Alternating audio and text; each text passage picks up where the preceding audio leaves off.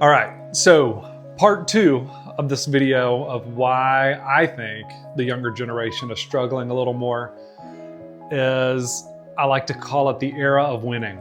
Everyone wins. And I'm sure you've heard of this before. We've had this generation come through in T-ball and Little League sports and even in school arenas and field days where everyone gets a trophy or a ring, but everyone wins. And I think that is extremely dangerous to play with that, to say that, hey, there is no failure. We're gonna take failure and we're gonna remove it from this situation.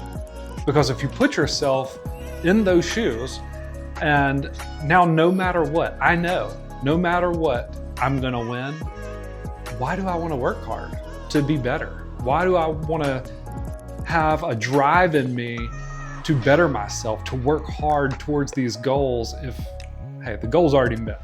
We already crossed the finish line, baby. We got trophies, we got rings. And to expand on it a little more, life has inherently gotten easier over time. So I think my parents had a little more grit than I have. And I think their parents, my grandparents, had more grit than them, and great grandparents and so on. And if you look over time, life has gotten more comfortable. We've gained things that made it more comfortable, like electricity and air conditioning and color TV. And now we have computers in our pockets everywhere we go, which just make things easier. So when life is just naturally getting easier for us, it makes it harder for us to struggle.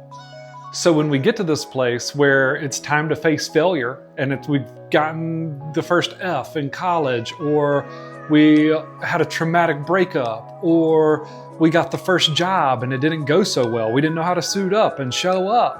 What do we want to do when we don't know how to deal with failure? We don't know how to cope with that. We haven't developed those skills in our childhood. So we want to revert back to things that are comfortable for us. And if it's someone that struggled with substances, guess where they're going back to?